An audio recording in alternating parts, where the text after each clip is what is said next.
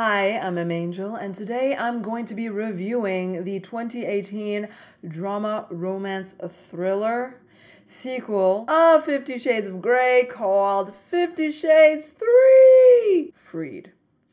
It is the third iteration of 50 Shades of Grey, that event that just changed all of our lives, for the better or the worse. It's up to you, you decide. I've heard a lot of things, not many positive things about this movie. I didn't read the book. I read the first one, never finished it because it was interminable and I disagreed with so much, not just the subject matter, but the way it was written. It was clearly written by somebody who is not American, trying to speak as an American. Almost felt like it was written by Tommy Wiseau. Oh, hi, Anna. Oh, hello, Mr. Grey. I got my own problems. It was kind of a missed opportunity, actually, to not have these movies directed by Tommy Wiseau. They would have sold millions, first of all, and they would have been very much memorable and appropriate. You know, the first one was fun because it was a great opportunity for a girls' night. Let's get together and ironically, not ironically, watch 50 Shades of Grey and just talk about how terrible it is throughout the movie, comment upon it, and tear it to pieces as we get fat on pizza and cookies and brownies. You know, what girls do. And it was fun, and it was terrible, but it was fun terrible. Then the second one came out, 50 Shades Darker or Grayer. It wasn't as fun. It really wasn't. And then this one came out. I didn't watch it with girlfriends. Maybe it would have made it more bearable if you had sweets and alcohol and junk food. See, a lot of boys reviewed this movie and they're kind of biased, even though they want to be like, I'm a reviewer. But they already don't take it seriously, so they go in with that mindset of this is gonna be because it's a girl's movie. As much as some reviewers don't want to admit it, they have that bias. They just do. So I thought I'm going to go in it and give it a fair shot. It could be good. If anything, it'll be a beautiful disaster. Okay, I'll give it a visually beautiful. That it is. It's fun to see. It could make for a great music video because it has a lot of music in it. And it has a lot of shots of traveling and places and fancy things and nice homes. So if you like interior design and you're like me, the kind of person who's on Pinterest just looking at home decor all the time, then you're going to enjoy it for that reason. And if you like travel blogs and things of this nature, you're going to like those scenes as well. There's quite a few of them, more than there should be. If you like fashion, there's some interesting fashion. So it's nice for those things. The color scheme is nice and rich, so visually, you're served. Story-wise, you're not served, and in so many ways. Let me count the ways. First of all, people who are a fan of the series, I think they're fans of the softcore porn, S&M, but like cheeky and cutesy S&M vibe. Is that what you call it? The whole dom submissive thing? It's S&M, right? I don't even know. It's not my world. But the series was basically a soft introduction to this world. For people who are curious but still like romance novels, right? You don't get much of that at all. Okay, fine. Accepted. At least maybe it'll be a nice romantic movie, drama and romance. You don't really get that either. It doesn't commit to anything. It even tries to be a thriller. A thriller? Really? 50 Shades? A thriller? I guess you could argue that the first one was a thriller and the darkness came from Mr. Grey himself. He was the Dexter of the show, so scurry. After they removed him as the big bad wolf of the series, they keep trying to add new ones. None of them work. There will be a spoiler segment. I mean, I really don't know why you wouldn't watch it even if you haven't seen the movie because there's not much to spoil. It's not like this movie is suspenseful and there's an intrigue and you want to know what happens all the way to the end. It's pretty predictable. Like a telenovela, it's pretty predictable, which I was hoping it would lean towards, you know, like it's so cheesy that it should be a telenovela. It should be bigger, more extravagant, more silly, more dramatic, and it would have been entertaining and fun and memorable. But it didn't commit to any of the genres it was playing with. The whole beginning sequence, which felt like a music video, also felt like an ending sequence to the previous movie. So they could have really chopped off the beginning sequence here, put it at the end, ending credits. That would have been a beautiful last scene to the previous movie and actually could have very well ended there. But no, sadly, so the movie begins with an ending. That's how mess. I sigh for Dakota Johnson because I do not like critiquing actors' performances because I know it's hard to master a craft, it's hard to be an actor, but sometimes you have to take constructive criticism to better yourself. Dakota, darling, you need to work a little harder. She is the lead character and is so one note, monotonous. It's so weird when the supporting characters around you feel more realistic, more human than you do. Oh my god, she really should be hired to be an android or a cyborg in Westworld because her delivery is so so dead. Do you permanently work at a spa, a massage parlor, just void of emotion? And when she gets emotional, it's like, I'm so mad at you, Gray. She just got on set half asleep and said, okay, I'm gonna deliver all my lines like this. She could be a character on weed in one of those marijuana shows. She just lacked so much character personality, and I guess maybe that's what you would expect from a submissive in this kind of relationship. I don't know. It just didn't even come off as a believable human. And the giggling. Oh, goodness. She does so much giggling in this movie. It's like a child who's never grown up. I don't know if she experienced some kind of trauma in her childhood, but she still acts like she's 8-year-old, which is kind of weird and kind of disturbing considering the relationship that she's in. If you're like me and you're sick of seeing these TV or movie couples that get married and then they talk about serious things like their past and wanting children in the future and what kind of home they want to live in or what country they want to live in or real things that you should know before you marry someone, well, you're gonna be annoyed by these two because that's basically what we get. She asks him questions and she's surprised by his behavior. Are you really surprised by the man you married? Are you really surprised by the things he does at this point? Girl, I just rolled my eyes a lot at the script in this movie. It just really frustrates me at this point. When I see the movies that get greenlit, I maybe really should pursue a career as a screenwriter. And I encourage all of you out there to pursue careers as screenwriters if you think you can do better than what is being published. It is not fair that these people are getting paid to write such things. No, go out there and fight the good fight because this must stop. The word nonsense often came to mind while watching this movie.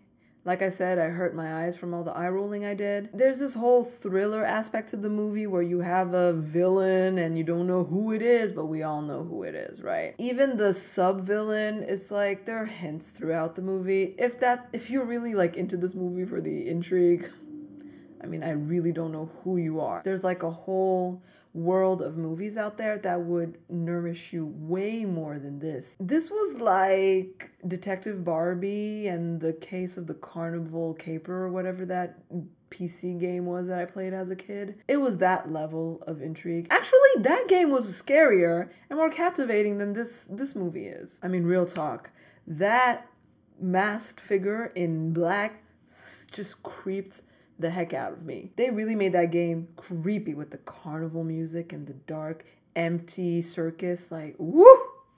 It felt at times like this movie wanted to be Twilight. Like it changed its mind. Oh no, I don't want to be 50 Shades of Grey anymore. I want to be Twilight because those fans are loyal and money. But it was too late. I'm sorry. Wasn't buying it. The whole singing at the piano and the house overlooking the beautiful woods in Portland or wherever. Just like, no. I personally love Twilight. The first one, especially. This is not Twilight. You're not going to appreciate it as much. At a moment, it felt like this movie was an apology tour to the cast. It takes them to these nice places. They get to drink champagne and be in nice homes and stuff and do some hiking, things of this nature. So it really felt like the director or the crew or whatever was just like, look, I'm sorry, everyone, that we have to do this a third time. So let's make this as enjoyable as possible for us. Because we have the budget, we have the money, and I don't know if anyone will ever show up to this in the movie theater. Maybe the Dollar Cinema.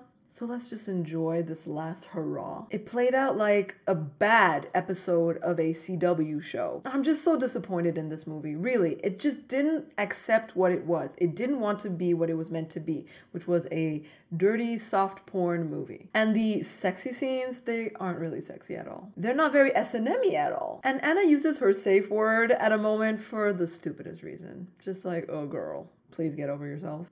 I'm out of words, really. I don't know how else to review this, but I will have a mini spoiler segment just to address the questions that I had in my head. But if you're gonna go, like this video, subscribe to Music Game News, and I'll see you for the next review. Thank you for watching.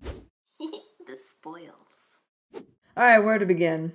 What is with the hair braiding and the hair washing and hair being like sexual? What is it? Other thing, ice cream, ew. On a hairy body, ew, ew. Like hair is one of those things that is just like one of my greatest turn-offs. So if you're like me, I don't know how you sat through that. I cringed when she licked the ice cream off of his hairy chest. Yuck. And then did she fellatio him with ice cream all over?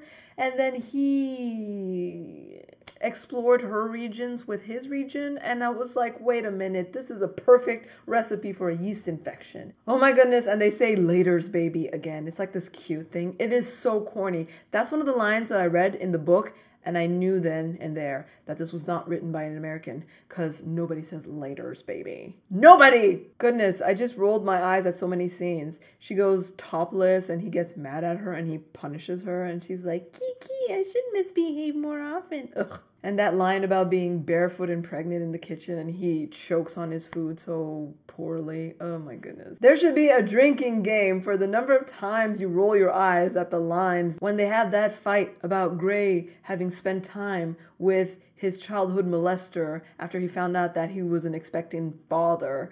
And she's just like, I never expected this of you. Who are you? Girlfriend, really? You did not know? Really? How is it that they didn't have a serious talk about children before getting married? Second of all, how is it that even if they did, she is messing around with her birth control injections like, oh, what to do? I just forgot it. You guys, your marriage is founded on sex. You should really take these things seriously. I think she trapped him. Girlfriend did it on purpose. She must have. I did go meow at that scene between the architect and Anna. That was interesting. See, they could have played on that kind of dynamic and oomphed it up and just given us that CW, that dynasty, that telenovela soap opera drama. I love how the big reveal was that Gray can sing and play the piano. How did she not lose the baby after she got punched by Hyde? Now, I know the human body can withstand a lot, but see, they could have gone with that. She lost the baby, their life resumes, kinky sex, blah, blah, blah, you know? And the end with the photo and Gray finds out that Hyde and him were in the same foster home. Like, how did he not figure that out or even suspect that from the beginning, especially when he finds out that him and Hyde came out of the same foster system or orphanage or something, whatever? His first inkling would be like, oh, this guy's must know me from our past and is targeting me. Hello, you were shocked? Anna tells him that you are nothing like Hyde. Really, girl? He's not that far off. If he had gone through the foster system the way Hyde did, he'd be Dexter, but with sex. Sexter. And of course, the cheesy ending, eye roll, and they lived happily ever after. The end. I'm just imagining their kids though. Woo-wee. I really thought we would get a scene where they would turn the red room into a nursery. That would have been funny. But can you just imagine the kids growing up? I don't know if there are kids out there who have parents like this. I can just imagine their son on his 18th birthday. Son, you're 18 now. You're a man. And you know how I've always said that the west wing of the house is off limits? Behold the red room. See, the noises you were hearing, we weren't slaughtering pigs, making bacon, or having jujitsu sessions. We were having sex in the most creative ways possible. You could use the room. There's this sterilization facility over here that you need to be familiar with. It might be weird for you to use the same things that your parents did, I understand. So I've actually created an armoire, a whole wardrobe just for you. If ever you want to use the room, you know, there's a schedule we will put on the door. You just put your initials, the date and time of your choosing. I will go over the contract with you that you have to have your partner sign every time they come with you. And of course, if you have any questions about how to use anything, I'm here as a good father. Then the follow-up will naturally be, let's say, graduation. Mom, Dad, you guys are so wonderful. Thank you so much for raising me to be the fine young man that I am. I know. I love all the money you've given me growing up, but now that I've graduated and I'm on my way to becoming a psychologist, I would love to give you a gift in return. I have signed both of you up for a year's worth of therapy. I think you both desperately need it. And once you've finished your sessions, I would like for that red room to be destroyed. Cemented in, even, if possible. I still have nightmares about my 18th birthday when you've revealed way too much to me, Mother and Father. I really urge you to take these therapy sessions. They're free. They're on me. They're on me. Don't let it go to waste. Don't let it go to waste. I'm sure that you will benefit from them. My sister's birthday is coming up. Please spare her. Or I will call child services. I will. Love you. Laters, baby. There you have it, my review of 50 Shades Freed. We are all freed. Hurrah, hurrah. What did you think? I would love to hear from you. Comment section below. Before you go, like this video, subscribe to Music Game News if you haven't already, or I will whip you. Whip you good. And turn on your notification bell if you haven't already. Thanks again for watching. I'm M Angel signing off. Laters, baby.